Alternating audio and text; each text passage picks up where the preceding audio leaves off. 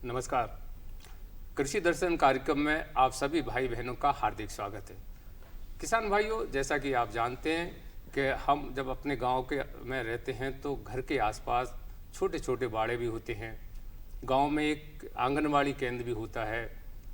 तो किसान भाइयों, उस आंगनवाड़ी केंद्र में ऐसी साग सब्जी लगे जिससे हमारे जो नवजात बच्चे जाते हैं उनको पौष्टिक आहार भी मिले, सब्जियां भी मिले, कुछ फलदार वृक्ष भी लगे रहें। और जो माताएं बहनें अपने घर के पास जो छोटी छोटी जो वाड़े होते हैं उसमें ऐसी सब्जियां लगाती हैं जिससे उनके घर के खाने के लिए तो सब्जी मिलती है, साथ में अतिरिक्त आमदनी हो जाती है। अर्थात ये कह सकते हैं कि छोटी जगह में साग सब्जी, फूल और फलदार वृक्ष लगाकर हमारी जो गांव में रहने वाली माताएं बहनें हैं अलग से आमदनी प्राप्त कर सकती हैं और घर की खर्चा भी चला सकती हैं, सब्जी भी प्राप्त हो सकती है। जी हाँ, इसी संबंध में आज कृषि दर्शन कार्यक्रम में हम चर्चा करेंगे। जानकारी देने के लिए आज हमारे साथ हैं मध्य प्रदेश शासन उद्यान की विभाग के सहायक संचालक MS सेपी साहब। नमस्कार डॉक्टर साहब, आपका कार्यक्रम में स्वागत है। किसान भाइयों, आज हमारे साथ किसानों के बीच में एक ऐसे सफल किसान भी हैं जो परंपरागत खेती के साथ साथ उद्यान की फसलों की भी खेती करते हैं। अशोक महाराज जी, आप मेडोरी गाँव के हैं, आपका भी कार्यक्रम में स्वागत है। सबसे पहले सेपी साहब, हम आपसे ये जानना चाहेंगे, क्योंकि गांव में आंगनवाड़ी केंद्र एक प्रमुख केंद्र होता है जहां से बहुत सारी जानकारी गांव में पहुंचती हैं और ख़ास तौर से महिलाएं आती हैं और वो जानती हैं कि यहाँ क्या प्राप्त होता है, क्या जानकारी प्राप्त होती है। तो पहले तो ये बताएं कि आंगनवाड़ी का तात्पर्य क्या होता है।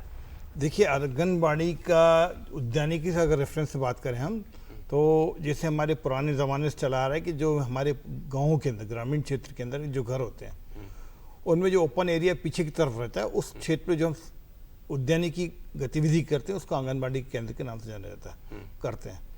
आज के परिप्रेक्ष्य में उद्यानिकी आंगनबाड़ी का ज़बरदस्त महत्व है और इम्पॉर्टेंस है।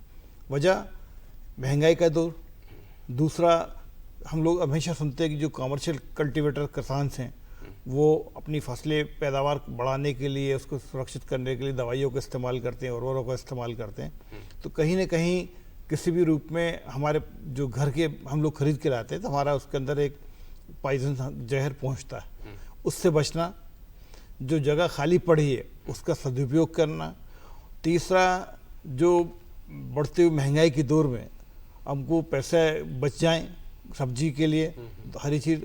और सबसे इम्पॉर्टेंट है महिला, खासतौर से जो बच्चे हैं, छोटे बच्चे हैं, बच्चे वाली लेडीज़ हैं, उनको पोषक तत्वों की पूर्ति हो जाए, इसलिए आंगनबाड़ी का बहुत महत्व और आज के ज़माने में तो ज़बरदस्त है। इसी जो हम लोग खुले हुए क्षेत्र के अंदर जो उद्यानिकी कार्यक्रम करते हैं उसको आंगनबाड़ी के नाम से जाना जाता है। वो जी किसान भाइयों, हम आंगनबाड़ी शब्द का उपयोग क्यों कर रहे हैं, इसके पीछे एक कारण है। क्योंकि गांव में एक ऐसी जगह होती है जिसे आंगनबाड़ी केंद्र बोलते हैं। छोटे बच्चे, लगभग 6 वर्ष तक के बच्चे, 1 साल से 6 साल के बच्चे वहां आते हैं और उन उद्देश्य सरकार का ये होता है कि वहाँ उन्हें पोषक तत्व मिले और पोषण आहार मिले। तो इसके लिए बेहतर ये है कि वहाँ उस जगह पर खाली जगह भी होती है, महिलाएं वहाँ इकट्ठी होती हैं, वहाँ साग सब्जी, ऐसी सब्जी वहाँ उगाएं जिससे पूरक पोषण आहार तो मिले ही पर पोषक तत्व भी मिले। तो आंगनबाड़ी में कौन कौन सी सब्जियां लगा सकते हैं? देखिए, इस आंगनबाड़ी के अंदर हमारा उद्देश्य ये रहना चाहिए कि जो हमारे घरों के अंदर खाली जगह पड़ी है या आंगनबाड़ी केंद्र के अंदर पड़ी, दोनों जगह हो सकता है आपका मात्रा पे। हमारा जो ज़्यादा फोकस रहता है घरों की जो ओपन खाली जगह पड़ी है उससे हमको साल भर सब्जी मिलते रहे, ये सब प्लान करना पड़ेगा हमको। इसलिए जो हर सीजन में अलग अलग सब्जी होती हैं, जैसे अभी सर्दी का मौसम आ रहा है तो सारी टमाटर, मिर्ची, बैंगन, लौकी, गिलकी, और जो सर्दी का मौसम ये सर्दी में चलेगा। गर्मी का मौसम आएगा तो हमारी कुकर बीट, जो कद्दू वर्गी फसलें हैं उनकी पहले लगा सकते हैं। गर्मी के में ककड़ी टिंडा इसको भी लगा सकते हैं। तो बारिश के अंदर बेले वाली फसलें लगा सकते हैं। तो हमको एक प्लान करना है कि साल भर तक हमको हमारे घर की ज़रूरत पूरी करने के लिए कौन सी सब्जी लगाएं जिससे हमको वहाँ से बाजार से खरीदना न पड़े और हमारी जो रिक्वायरमेंट परिवार की ज़रूरत है वो पूरी हो जाए। इसलिए समय के हिसाब से, सीजन के हिसाब से सब्जियों का चयन करना चाहिए। बिल्कुल। इसी तरह से आपको फलदार पौधे हैं, फलदार में सबसे ज़्यादा हमको ज़रूरत पड़ती है, जो न्यूट्रिशन की बात करें तो आंवला, आम, नींबू, अमरूद, ये ऐसे फल हैं जो बहुत ही हार्डी नेचर के होते हैं और हर जगह आसानी से उगा सकते हैं। पपीता, ये हम फलों को लगा सकते हैं। और इनका लगाने का बहुत इम्पोर्टेंट है कि आपको जगह सीमित होती है, उस सीमित जगह में हमको अधिकतम उत्पादन लेना है ताकि हमारे परिवार की ज़रूरत तो पूरी हो। साथ में अगर आपको सरप्लस प्रोडक्शन होता है तो हम उसको बेच भी दें या किसी को दे दें या किसी के पास में दे दें, जो भी गिफ्ट कर दें, ताकि हमको एक साल भर तक उससे उत्पादन मिलता रहे और हमारी परिवार की ज़रूरत पूरी होती रहे। किसान भाइयों, हर चीज़ का अपना वक्त होता है। अब वक्त है छोटी सी ब्रेक का। ब्रेक के बाद फिर आपसे मिलते हैं। अरे सुन तो। मुझे क्या सुनाना चाहते हो? जो सुनाओ मेरी सौतन को। किसको? अरे वही तुम्हारा मोबाइल फोन जिससे सुबह शाम दिन रात चिपके रहते थे और कहते थे किसान कॉल सेंटर से बातें हो रही हैं। अच्छा ये बात है। हाँ, क्यों? क्या हुआ? अब बात नहीं होती क्या? अब तो झट से बात हो जाती है। संबंधी समस्याओं का अपनी भाषा में तुरंत हल पाने के लिए पूरे भारत में किसी भी फोन से हेल्पलाइन नंबर पर संपर्क करें। किसानों का दोस्त किसान कॉल सेंटर। किसान भाइयों, ब्रेक के बाद कार्यक्रम में फिर एक बार आपका स्वागत है। हमारे साथ हैं एम एस सेबी साहब, आप उद्यान की संबंधी जानकारी दे रहे हैं। हमारे साथ मेडोरी गांव के अशोक महारन जी हैं, उनसे भी हम चर्चा कर रहे हैं। महारन जी, आप बताएं कि आप जो साग सब्जी अब लगाते हैं, फलदार वृक्ष लगे हैं, कौन कौन से आपके खेत में लगे हैं? जी, मैंने अपने घर के आंगनबाड़ी कहें या इसे बाड़ा भी कहते हैं हम, इसमें मैंने गिलकी, लौकी, भिंडी, बरबटी, कुछ सब्जियां लगाई हैं जो रोज़मर्रा की ज़िंदगी में काम में आती हैं। और मैंने कुछ फलदार वृक्ष भी लगाए हैं जैसे कि पपीता हुआ, आम हुआ, नींबू हुआ, ये कुछ मैंने फलदार वृक्ष भी लगाए हैं। तो इसके लिए क्या तैयारी की आप? स्थानीय तौर से ही खाद इत्यादि कैसे उसको करते हैं? जी, इसमें ये वर्किंग कंपोजिंग खाद भी तैयार होता है, उसके ज़रिए भी जो उर्वरक खाद है उसको ना मिलाकर वर्किंग कंपोजिंग खाद का इस्तेमाल कर रहा हूँ। जी जी, इससे लागत भी कम आती है। जैसे अपन सब्जी की बात करें, जी जी, क्योंकि अब भोपाल के लगभग नज़दीक आपका गांव है, तो सब्जी से तो एक अतिरिक्त आमदनी होती है, रोज़ जाके बेचे आए मंडी में जाके, तो उसके सब्जी के बारे में बताएं। आप या आपके क्षेत्र में कौन कौन सी सब्जियाँ उगाती हैं? यही सब्जियाँ होती हैं, लौकी, गिलकी, भिंडी, बरबटी, और जो कि गांव से बाज़ार में जाती हैं और अच्छे दामों में किसान बेचता है। जी जी, जैसे गौमूत्र से जी जी, और ऐसे कैसे तैयार करते हैं उसको, जैविक के बारे में बताएं थोड़ा। जैविक खेती क्या होती है? जी सेबी साहब आप बताएं। जी जी, क्या है, देखिए, जैविक खेती बिना किसी पॉइजन वाली दवाई या सब्जियों का यूज़ करना है, ठीक है।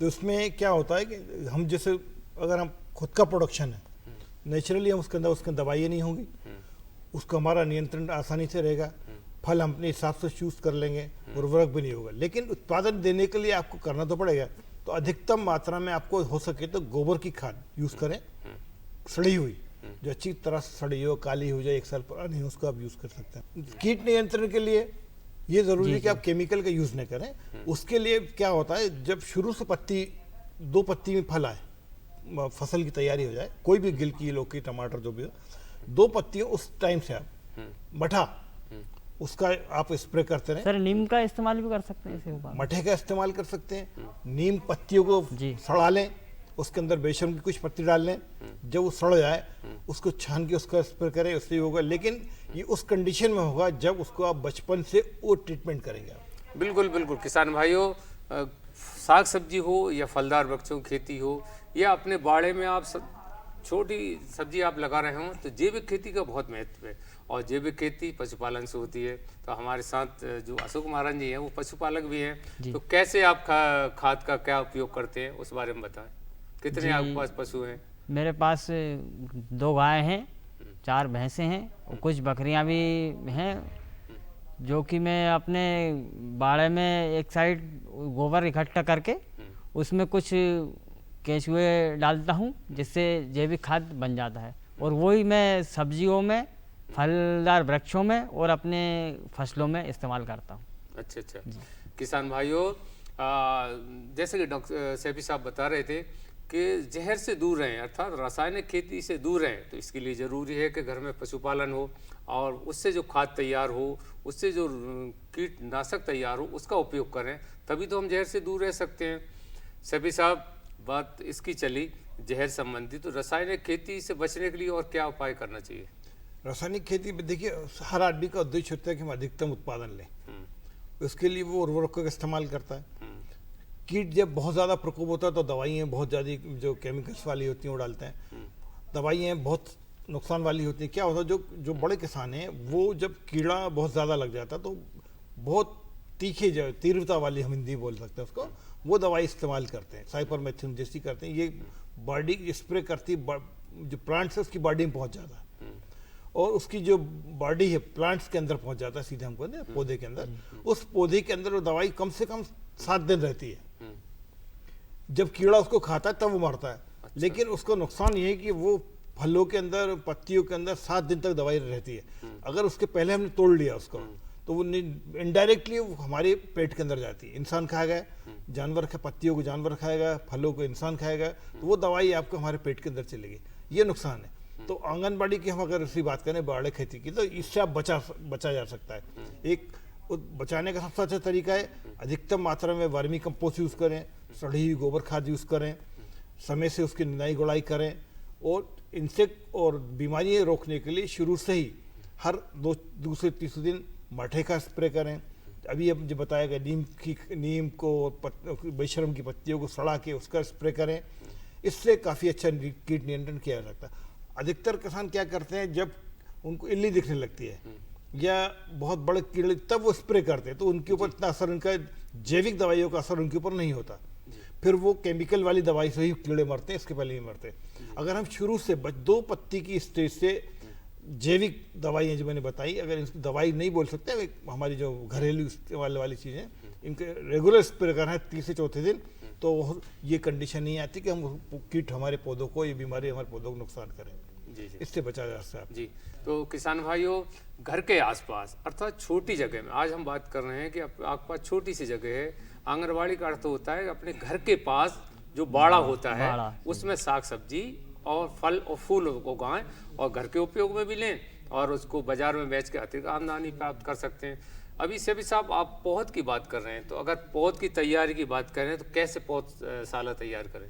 देखिए, पौधशाला सबसे बड़ी ध्यान रखना पड़ता है, जैसे आपका सीजन कौन सा, पहले इंपॉर्टेंट मौसम क्या है। जो हमारा जो किचन होता है, जो हम जिसको बोलते हैं, जो खाना बनता है वहाँ पे, उसको हमेशा उसके पास में पत्तीदार सब्जी लगाएं। धनिया, मेथी, पालक, मूली, इनको पानी लगातार उसके अंदर जाता रहेगा। आपको वो पानी आपका नुकसान नहीं करेगा, तो सिंचाई बच जाएगी आपकी। जो भी आपके किचन का पानी निकल रहा है उसके अंदर मिलता रहेगा, आपको नुकसान नहीं, उससे न्यूट्रिशन मिलता रहेगा। इसके बाद जो फलदार है, जैसे टमाटर, बैंगन, आलू, मिर्ची, इनको पानी कम चाहिए, इसको किचन से दूर लगाएं। खासतौर से अगर मान लो आपका पूर्वी दिशा में प्रवेश है और आपको इसको पश्चिमी दिशा में लगाएं। फलदार मतलब आलू, मिर्ची, बैंगन, टमाटर, भिंडी दूर लगाएं। इनको पानी चाहिए, लेकिन अंतराल में पानी चाहिए। जबकि धनिया, मिर्ची, बैठी, पालक, इनको कितना ही पानी दे दो आप, वो एब्जॉर्ब हो जाएगा और सही रहेगा, आपको नुकसान नहीं। तो ऐसी क्यारी का आपको ऐसे बनाना। किसान भाइयों, हर चीज़ का अपना वक्त होता है। अब वक्त है छोटी सी ब्रेक का। ब्रेक के बाद फिर आपसे मिलते हैं।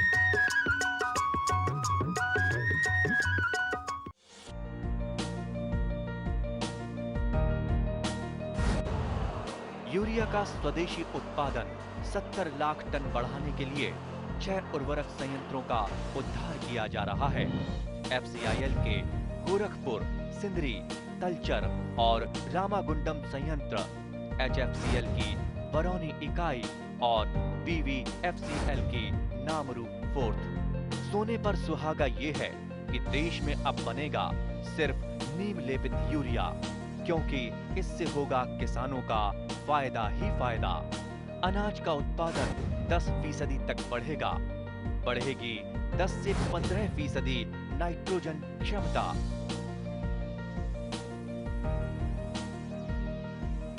किसान भाइयों, ब्रेक के बाद कार्यक्रम में फिर एक बार आपका स्वागत है। हमारे साथ हैं एम एस सेबी साहब, आप उद्यान की संबंधी जानकारी दे रहे हैं। हमारे साथ मैडोरी गांव के अशोक कुमार जी हैं, उनसे भी हम चर्चा कर रहे हैं। दूसरा, आपको अधिकतम मात्रा में वर्मी कंपोस्ट या गोबर खाद का यूज करके मट्टी को ऐसी बना लेना है कि अगर बच्चा भी उसके अंदर छेड़छाड़ करे तो गड्ढा हो जाए, मतलब पोरस, बिल्कुल बिल्कुल हल्की मट्टी बने, ढेले वाली नहीं, उसके अंदर आप लगाते तो बहुत अच्छा होगा। तीसरा इंपॉर्टेंट चीज़ है कि जैसे टमाटर, बैंगन, मिर्ची, इन लोगों की पहला बीज, हाइब्रिड बीज ले आए संकर किस्म घर में लगाने के लिए, उसको अलग से क्यारी बना के पैकेट में तैयार करें।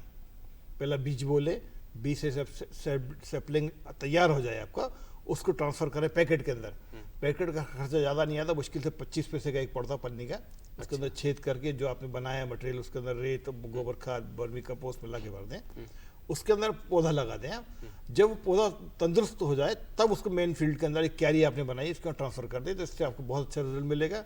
और आपका इसी तरह से भिंडी वाली चीज़ें, ये गर्मी में बारिश के अंदर बोई जाती है, इसका सीधा बीज बोया जाता है।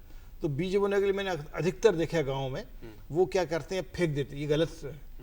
अगर हाइब्रिड बीज आपको बोना है तो एक एक बीज की कीमत होती है, महंगा होता है। बिल्कुल सही बात है। आप जितनी डिस्टेंस से उसके बोना है भिंडी को, उस पे पहले आप गड्ढा करें, लकड़ी रख ले मोटा वाला। नहीं डॉक्टर साहब, अब दूरी क्या रहना चाहिए? जैसे भिंडी की आप 1 फीट, कम से कम 1 फीट, 1 फुट की दूरी 1 फीट रहना, उसमें बहुत अच्छा परफॉर्म होता है, पौधा बढ़ेगा, अच्छी भिंडी आएगी। पास पास आप लगा देंगे तो भिंडी की जो ग्रोथ बड़ी हो जाएगी, फल कम आएगा उसके अंदर। और अगर बेलदार फलों सब्जी की बात 1 मीटर, 1 से 1 मीटर लगाना चाहिए। 1 मीटर होना चाहिए। इसमें जो इम्पोर्टेंट महत्वपूर्ण चीज़ मैं आपको बताने जा रहा हूँ, मैंने जो देखा है किसानों को, एक तो बीज फेंक देते हैं एक गलत भिंडी के अंदर। दूसरा, जब बीज बोते तो हल्के से खाली वहीं गाड़ देते हैं। इसका सबसे अच्छा तरीका है, पहले आप है ना सड़ी वर्मी कंपोस्ट या गोबर की खाद ले लें, और कम से कम 6 इंच एक हाथ से गड्ढा करें 1 मीटर पे, उसको पूरे गोबर खाद से भर के उस पर बीज रखें आप, तो निश्चित रूप से जर्मिनेशन अच्छा आएगा, पौधे की जो जड़ें हैं वो भी काफ़ी विकसित हो जाएंगी, और काफ़ी अच्छा पौधे की ग्रोथ मिलेगी। जब जड़ें अच्छी बन जाएंगी तो आपको उत्पादन भी अच्छा मिलेगा।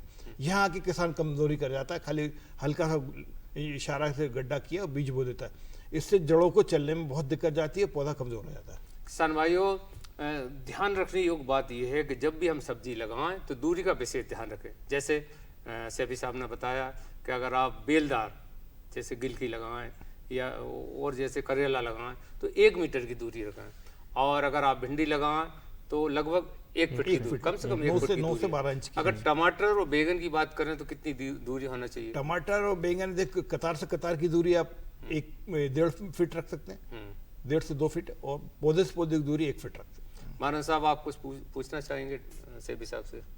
बस ये भी मैं यही पूछना चाहूँगा सर कि जैसे कि मच्छर मक्खियों के प्रकोप के लिए कुछ अगर आप। मैंने बताया, देखिए जैविक पे तो आपको बताया मैंने, वो कर सकते हैं। दूसरा इसका तरीका है कि चूंकि आंगनबाड़ी की हम रेफरेंस से बात कर रहे हैं, खेत की बात नहीं कर रहे, तो आपके पास जो पुराना घर के अंदर कचरा रहता है, जी। शाम के टाइम उसको जला दे, कंडा जला के रख दे, तो वो मच्छर आपका वहाँ से हट सकते, मतलब बिल्कुल कम पैसे के अंदर खरीद हो जाएगा। थोड़ा गंडे जला दें, उससे बच जाएंगे। दवाई की जगह अगर आपके मठा नीम की इसका जूस डालते हैं, नीम पत्ती का, बेशर्म पत्ती का, तो उससे आपको नियंत्रण हो जाएगा। और कोई सामयिक आप सलाह हमारे किसान भाइयों को देना चाहें तो? अभी मैं किसान भाई आपसे ये निवेदन करूंगा, अगर आपके बगीचे के अंदर फलदार पौधे हैं तो सबसे पहले आप उसकी अच्छी गुड़ाई करवाइए। गोबर खाद अधिकतम मात्रा में, कोई लिमिट नहीं, जितना आप दे सकते हैं आपके खेत के अंदर है, उसमें केमिकल आपको कम यूज़ करना पड़ेगा। तीसरा, जितने भी रेंगने वाले कीड़े हैं वो तने के ऊपर चढ़ते हैं, इसलिए वहाँ पर बोर्डोपेस्ट का कम से कम ज़मीन से 3 फीट तक बोर्डोपेस्ट का पुताई करें, जिससे कि वो गर्मी से बच जाए, कीड़ों से बच जाए। और अभी जो भी उर्वरक आपको देना है, चाहे वो DAP हो, पोटाश मिला के दें, सल्फर दें, यही सीज़न है कि आप उसके अंदर दे सकते हैं। इसके बाद फिर आपको बाद में देने में उसका कोई फ़ायदा नहीं होगा, ख़ासतौर से अमरूद के अंदर और नींबू के अंदर, आम के अंदर। अधिकतम जो भी फर्टिलाइजर देते हैं आप डालिए, और यही सबसे अच्छी सीज़न है। महाराज जी, आप भी अपने जैसे खास तौर से युवा किसानों से क्या कहना चाहेंगे? मैं यही कहना चाहूँगा अपने युवा किसानों से कि अपने जो घर के पीछे जो बाड़ा है, जो आपकी आंगनबाड़ी है, उसमें कुछ फलदार पौधे लगाइए और कुछ सब्जियां लगाइए, जिससे कि हम अपने दिनचर्या में रोज़ इस्तेमाल कर सकें। जी। जैसे पशुपालक जो किसान भाई हैं, तो क्या महत्व है पशुपालन का खेती में? पशुपालन और खेती एक दूसरे के पूरक हैं, ये सभी जानते हैं। जो ये दोनों एक दूसरे से जुड़े हुए हैं, ये एक दूसरे के पूरक भी हैं। और जो अपन गाय भैंसों से पशुपालन से जो खाद बनता है वो अपन खेती में इस्तेमाल करते हैं और लागत भी कम आती है उससे। बहुत बढ़िया बात आपने मारन साहब की। सैफी साहब, आप हमारे बीच में आए। खास तौर से छोटे छोटे किसान, घर के पास जो माताएं बहनें साग सब्जी फूल और फल लगाना चाहें, उनके लिए बहुत महत्वपूर्ण जानकारी दी। बहुत बहुत धन्यवाद। मारन जी, आपने खेती बाड़ी में क्या कर रहे हैं, क्या किसानों को करना चाहिए, इस संबंध में जानकारी दी। बहुत बहुत धन्यवाद। किसान भाइयों, अब समय है खबरें खेती का, आइए देखते हैं। नमस्कार किसान भाइयों, खबरें खेती के में आपका स्वागत है। चलिए सबसे पहले एक नजर कृषि से जुड़े आज के प्रमुख समाचारों पर। कृषि विद्यार्थी किसानों से जुड़े, सोयाबीन खरीदी शुरू, प्रदेश में खाद की कमी नहीं, नवाचार ने बदली किसान दंपत्ति की किस्मत, और सरसों की खेती में रखें सावधानी। और चलिए अब देखते हैं समाचारों को विस्तार से। राज्यपाल मंगूभाई पटेल ने कृषि विद्यार्थियों को कहा है कि वे पारंपरिक ज्ञान, आधुनिक ज्ञान विज्ञान और तकनीकी कौशल का उपयोग कर किसानों की खेती संबंधी समस्याओं के समाधान में अपना योगदान दें। राज्यपाल ग्वालियर में राजमाता विजयाराजे सिंधिया कृषि विश्वविद्यालय में आयोजित समारोह में बोल रहे थे। उन्होंने कहा कि आत्मनिर्भर भारत और वोकल फॉर लोकल की दिशा में कृषि और उससे जुड़े क्षेत्रों में उद्यमों की संभावनाओं को पहचानने में विश्वविद्यालयों को विद्यार्थियों का मार्गदर्शन करना चाहिए। साथ ही नए विचारों व नवाचारों के द्वारा सामान्य किसानों को उत्पादक से उद्यमी बनाने के प्रयास करने की भी जरूरत है। श्री पटेल ने कहा कि आज जरूरत इस बात की है कि वंचित एवं दूरस्थ अंचलों के किसानों तक भी उन्नत कृषि तकनीक पहुंचे। मध्य प्रदेश में किसानों से न्यूनतम समर्थन मूल्य यानी एमएसपी पर सोयाबीन खरीदी का काम शुरू हो गया है।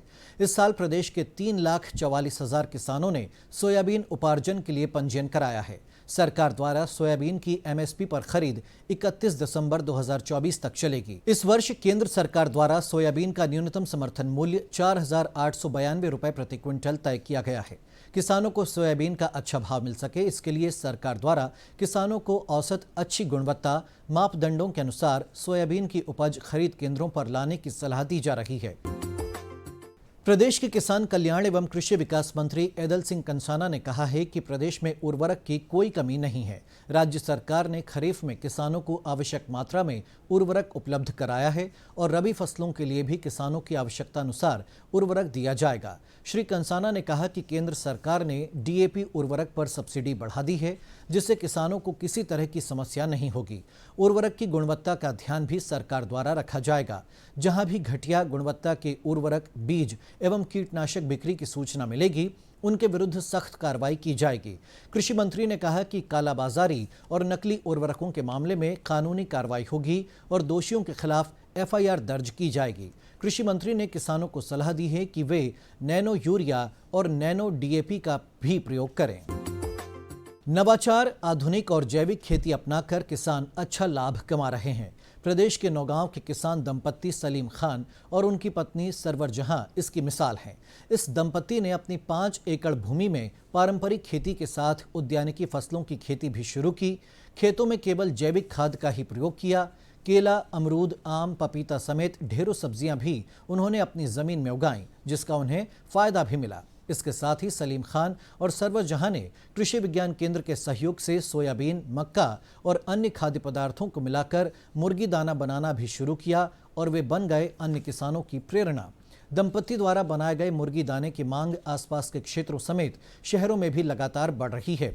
सलीम खान जैविक खाद का निर्माण खुद ही अपने खेतों में करते हैं। इस दंपति का कहना है कि जैविक खेती ने उनकी किस्मत बदल दी। इस नवाचार के लिए पति पत्नी दोनों को पुरस्कार और सम्मान भी मिले हैं। इन दिनों प्रदेश भर में सरसों की बुआई चल रही है। प्रदेश का डिंडोरी जिला सरसों उत्पादन में प्रमुख है। इसी सिलसिले में कृषि विज्ञान केंद्र डिंडोरी द्वारा किसानों को अधिक उत्पादन देने वाली तकनीक का प्रयोग करने की सलाह दी गई। कृषि विज्ञान केंद्र की प्रमुख वैज्ञानिक डॉक्टर गीता सिंह ने किसानों को बताया कि सिंचित क्षेत्रों में सरसों की फसल की बुआई के लिए 5 से 6 किलोग्राम बीज प्रति हेक्टेयर की दर से प्रयोग करना चाहिए। लाइन से लाइन की दूरी 45 सेंटीमीटर और बीज से बीज की दूरी 20 सेंटीमीटर रखना लाभदायक होता है।